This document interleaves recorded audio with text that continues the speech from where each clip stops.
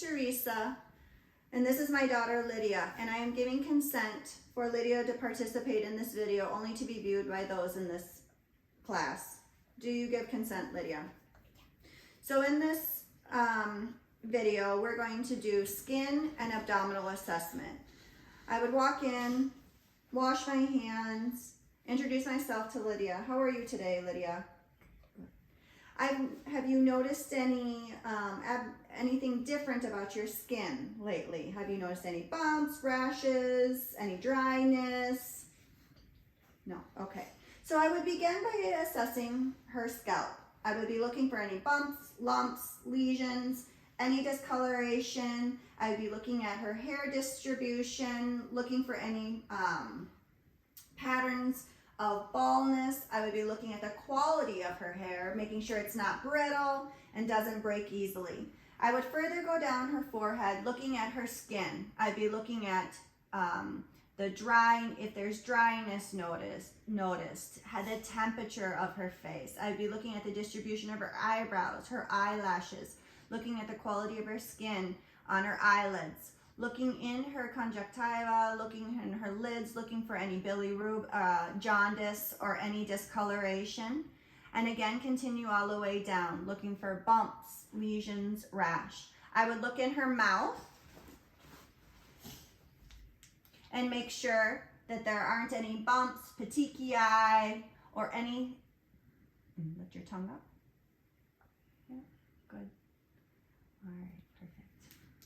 And then I would look at her ear, looking for any roughness or any abnormal nevi, such as this one is not abnormal, but using the ABCD acronym. Again, looking behind her ears, looking on her ears, and looking down her neck. And then I would have her lie down, keeping her covered. And again, she would have her gown. I would just have her one section of her arm out, again, looking and feeling and inspecting all at the same time, feeling temperature with the back of my hand, looking for any discoloration, warmth, temperature, color, looking for scars. Then I would look at her nail beds, looking for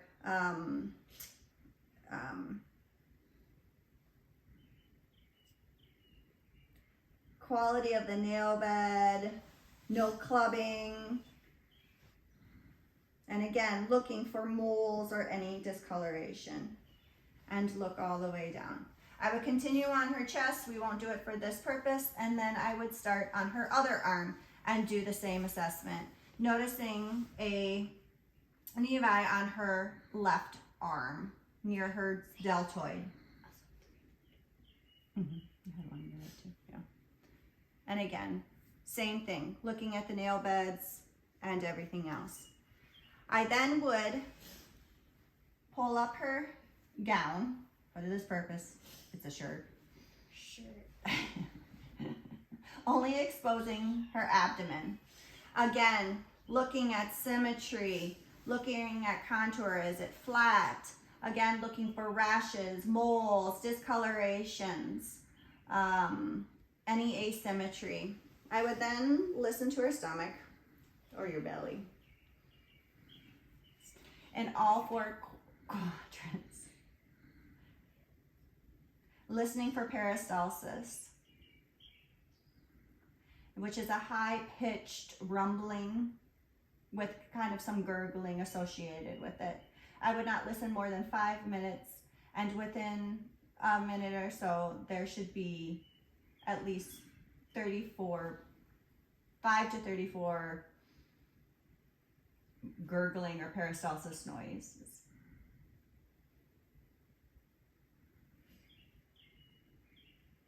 Then I would look for roughly her aorta, listen for her aortic, noticing any breweries, which in her case she may not have. Then down to renals.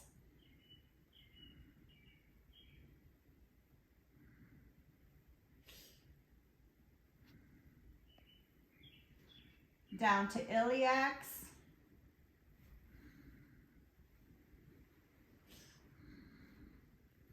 again, just listening for breweries, and then femoral. You okay? Again, listening for any sort of brewery.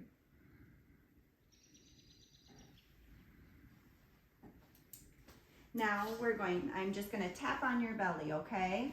And again, we're listening for dullness and tympanic sounds.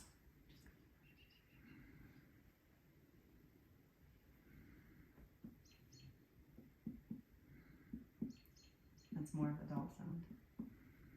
Is that good or bad? That's good. That means I'm going over your organs. See how it's more tympanic? Higher pitched. Yeah. What are organs? Like your liver, your kidney. And then I will do a light palpitation. Also, like, do like bones? No, they're not bones. Like kidneys, they help you pee. And liver helps you process stuff. Again, light palpitation, looking for abdominal tenderness or any guarding or any rigidity. And then I would do a deeper palpitation. Again, looking for tumors, looking for any abnormalities. Okay. Feels nice. A little massage. And then I would start to try and find the liver's edge. So I will start on mid-clavicular, just below the umbilicus, and listen for a more dull sound.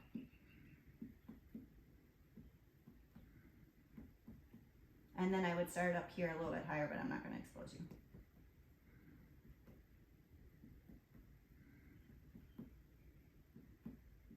Somewhere in there, but. What? And then we'll try and find the liver's edge. So take a deep breath in and out. Take a deep breath in and out.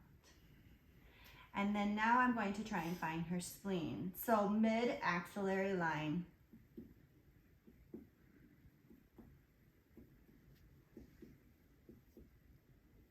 And then take a deep breath in. You want to lift your knees up, honey? Yeah.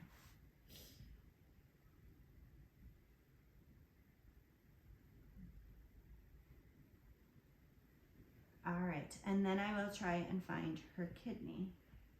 Left 12. Which are hard to feel and can't always feel them.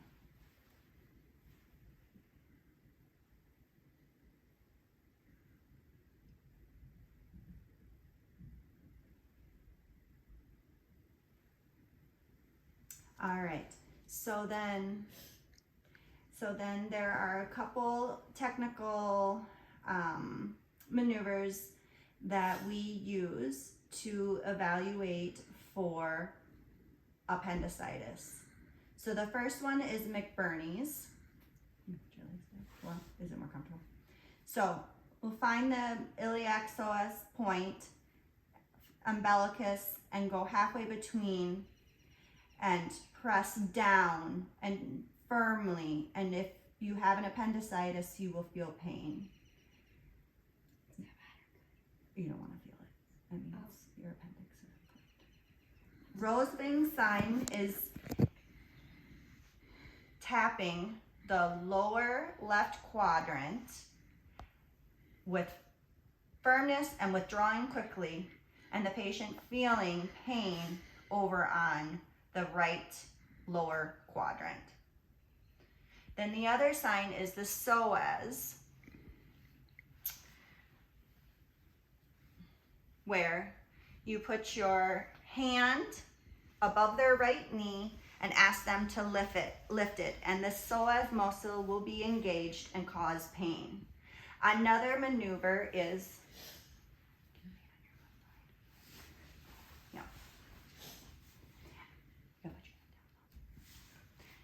and extend and kind of pull back, and they will feel the pain in this psoas muscle. Because you don't have it. And then for a cholecystitis, we would use the Murphy sign, which is finding the liver, taking a deep breath, and with inspiration, the patient would have pain or discomfort. Then I would continue on, after the abdominal, continue on, and again, view her legs, her shins, her lateral side, her medial side, again looking for any bumps, rashes, skin, looking for moisture, looking for dryness, looking for scars, looking for making sure the temperature is appropriate. I would again look at her feet, I have a scar. look at, what? I have a scar. See? My foot. Yeah, you do have a scar right there. I got scratched by a stick in the woods. Oh, and that happened? Oh. Yeah. And then again, looking in between her toes for any bumps, lumps, or any lesions that may be cancerous or concerning. And again, looking at the soles of her feet, and you can look at the hands of her feet, or hands as well, looking for keratinization or orange or yellowing of the skin. Sorry. And then I would do the other side and the other leg, and same thing. And then I would discreetly ask her to flip onto her stomach